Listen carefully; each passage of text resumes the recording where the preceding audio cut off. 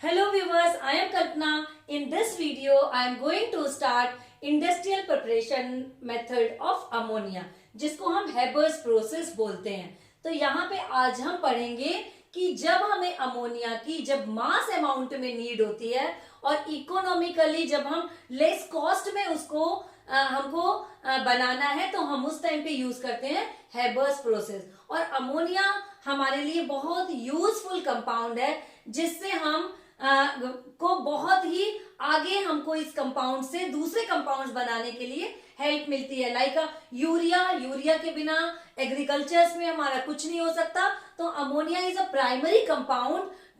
अगर हमें यूरिया बनाना है तो ये हमारा प्राइमरी रिएक्टेंट है यूरिया के लिए, NH4Cl के लिए, NH4OH के लिए। ये सारे कंपाउंड्स को बनाने के लिए हमको बेसिक कंपाउंड अमोनिया की नीड होती है। तो चलिए आज हम लोग इसका डिटेल में डिस्कस करेंगे हेबर प्रोसेस के बारे में। और अगर आपने अभी तक मेरे चैनल को सब्सक्राइब नहीं किया है तो सबसे पहले सब्सक्राइब करिए, लाइक करिए और फ्रेंड्स के बीच में शेयर करिए। चलिए स्टार्ट करते हैं हेबर्स प्रोसेस।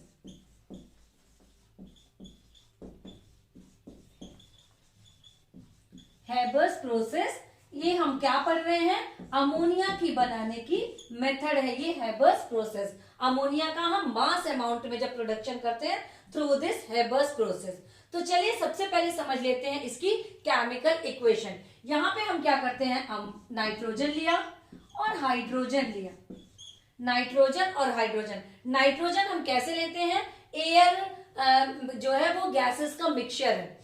एयर से हम गैस को लेकर के वहां पे इसका यहाँ पे हम इसको लिक्विडिफिकेशन करते हैं, फ्रैक्शनल डिस्टिलेशन करते हैं। थ्रू द फ्रैक्शनल डिस्टिलेशन हमको यहाँ पे नाइट्रोजन मिलती है। और हाइड्रोजन हम कहाँ से ले रहे हैं? Hydrogen through the boss process, हम इलेक्ट्रोलिसिस करके हम यहाँ पे हाइड्रोजन को यहाँ पे हमको मिलती है। इन दोनों को मिलाया और हमारे पास बन गई अमोनिया। बस दोनों को मिलाया और अमोनिया बन गई। इतनी आसानी से हमारी अमोनिया यहाँ हमें नहीं मिलती है। इसके लिए हमें बहुत सारी कंडीशंस लगानी पड़ती हैं, वो यहाँ पे अभी हम डिटेल में पढ़ेंगे।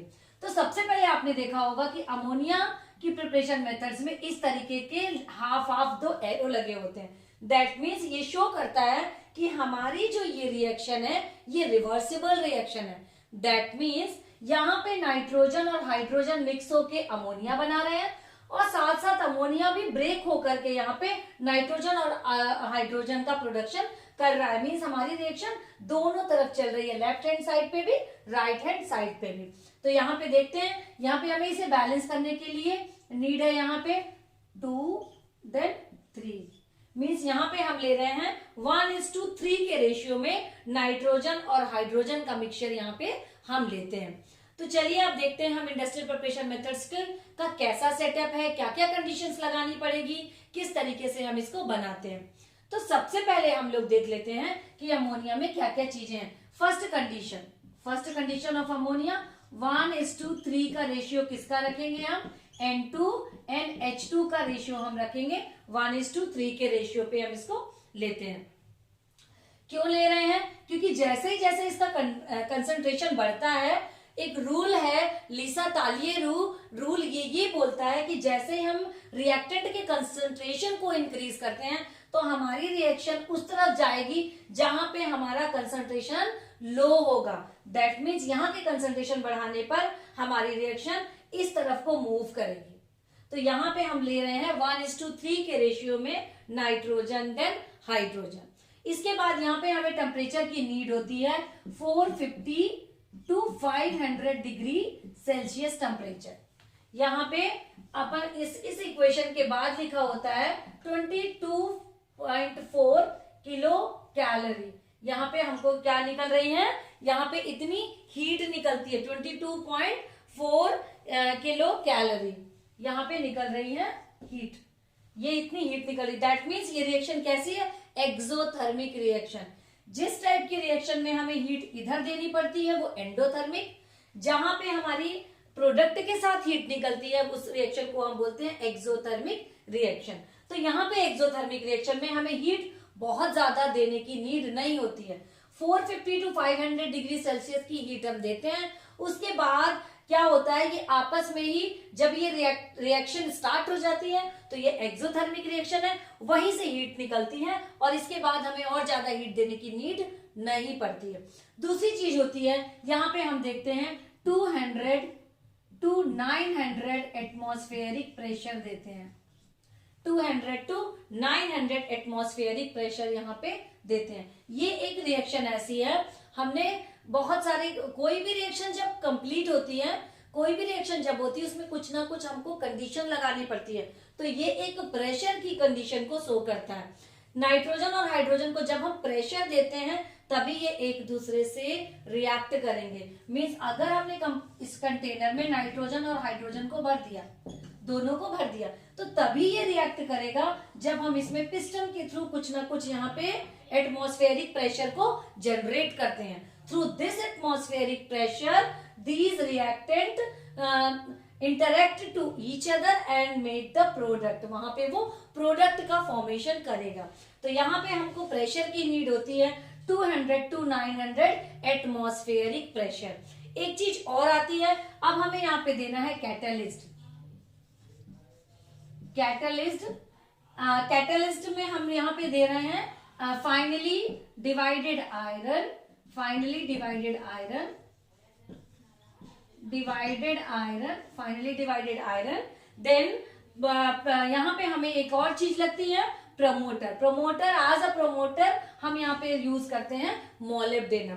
तो प्रमोटर का वर्क क्या होता है, प्रमोटर क्या होता है, इस कैटलिस्ट को प्रमोट करता है वर्क करने के लिए। और ये कैटलिस्ट किसको, ये कैटलिस्ट जो है हमारी इस रिएक्शन को फॉरवर्ड आगे बढ़ाने के लिए हेल्प करता है। तो ये चीजें हो गई कंडीशन, जिनको अभी हम यहाँ पे डायग्राम के थ्रू स्टेप बाय स्टेप देखेंगे कि कहाँ पे हम कौन कौन से कंडीशंस को अप्लाई करते हैं। तो ये हो गई हमारी total condition. First condition is 1:2 ratio of nitrogen and hydrogen. Second 450 to 500 degree Celsius temperature. Second condition 450 to 500 degree temperature की नीड होती है। देन थर्ड थिंग हम यहाँ पे क्या दे रहे हैं, थर्ड हम यहाँ पे दे रहे हैं प्रेशर, 200 to 900 एटमॉस्फेरिक प्रेशर का यहाँ पे हम दे रहे हैं प्रेशर, यहाँ पे हम प्रेशर को मेंटेन करते हैं। देन यहाँ पे फोर्थ हम क्या दे रहे हैं,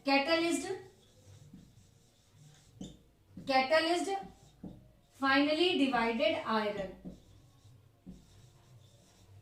आयरन यहाँ पे as a catalyst. Then promoter we are using here molybdenum,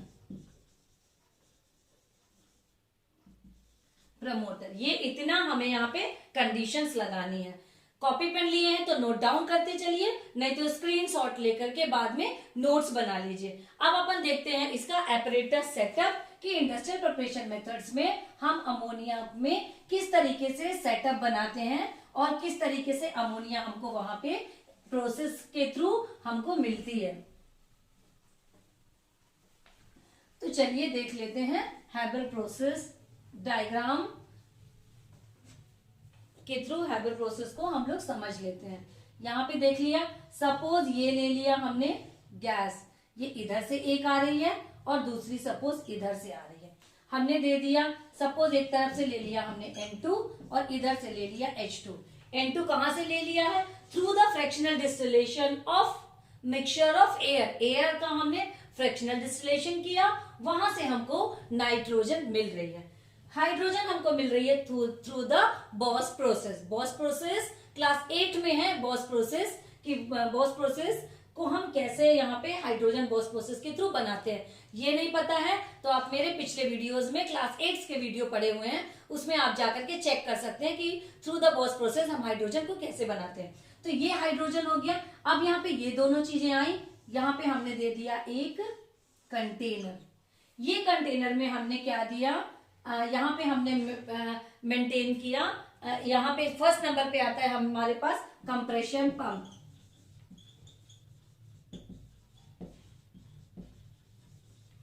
compression pump लगा होता है, यहाँ पे गैसों को कंप्रेस किया जाता है। यहाँ पे जब हमने गैसेस को कंप्रेस किया, कंप्रेस करने के बाद ये आगे बढ़ती हैं।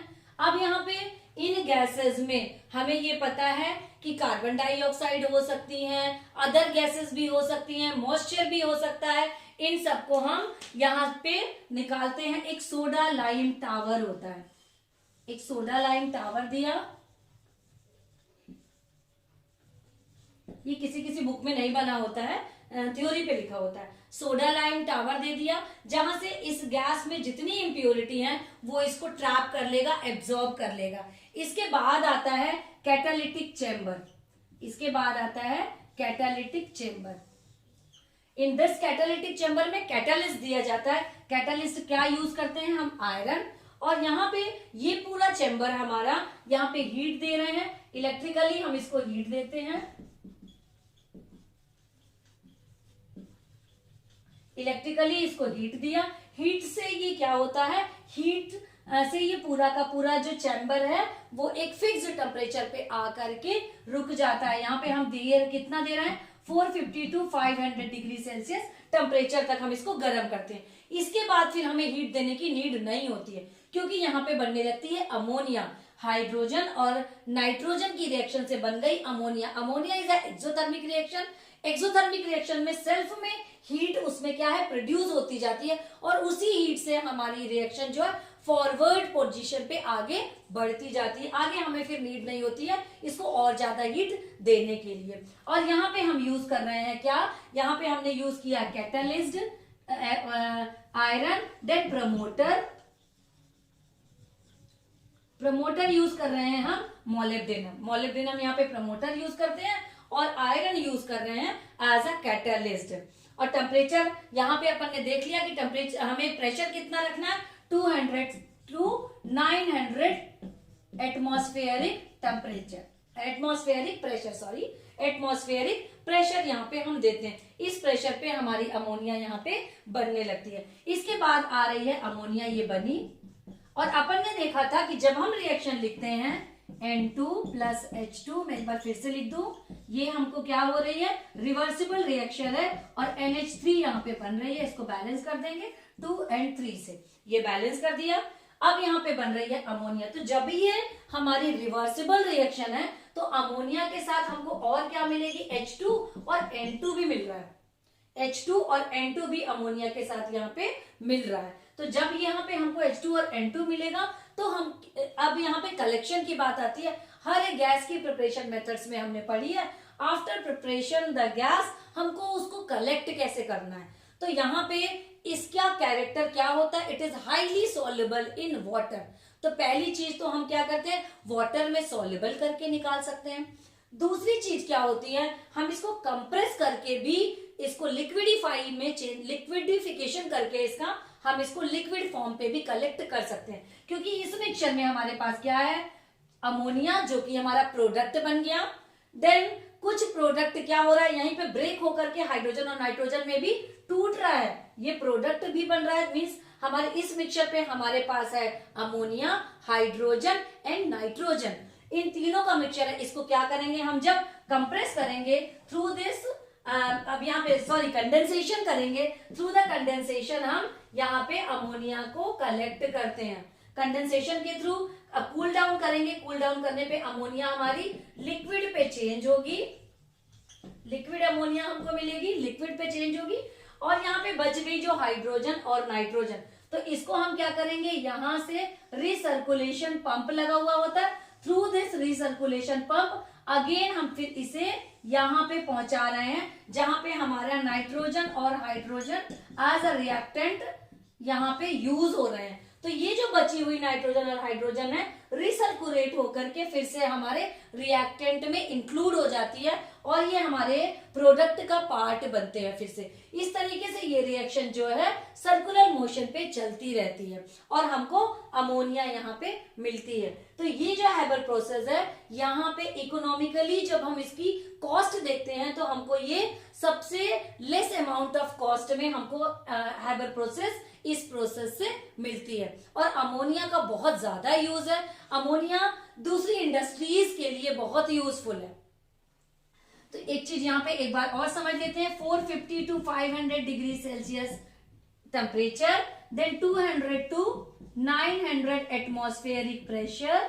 देन इसके बाद अब अपन यहाँ पे क्या देख रहे हैं, कैटलिस्ट ले रहे हैं हम लोग iron, iron catalyst, and molybdenum जो है यहाँ पे हम लोग ले रहे हैं प्रमोटर। तो ये हो गई हमारी industrial preparation methods of ammonia, जिसको हम हेबर प्रोसेस बोलते हैं। इसको आप बहुत अच्छे से करिएगा। हेबर प्रोसेस से हमारे क्वेश्चन पेपर्स में भर भर के क्वेश्चंस आते हैं, इससे रिलेटेड कोई ना कोई क्वेश्चन जरूर आता है। तो इसीलिए इन सबको कॉन्सेप्ट इसका क्लियर करते हुए एक एक पॉइंट के क्या क्या यूजेस हैं, कहाँ पे हम क्या यूज कर रहे हैं, टेम्परेचर हम बढ़ा रहे हैं तो क्यों बढ़ा रहे हैं, प्रेशर हम बढ़ा रहे हैं तो क्यों बढ़ा रहे हैं, कैटलिस्ट हम क्यों दे रहे हैं, प्रमोटर हम क्यों दे रहे हैं, इस टाइप के क्वेश्चंस वहां पे आते हैं। तो इसका आप बहुत अच्छे से प्रिपेयर करिएगा। इस वीडियो से आप अच्छे नोट्स बनाइएगा और उनको पढ़िएगा। चलिए फिर अपन देखते हैं नेक्स्ट वीडियो में हम पढ़ेंगे केमिकल प्रॉपर्टी ऑफ अमोनिया। पढ़ते रहिए, फिर मिलते हैं नेक्स्ट वीडियो में। Thank you.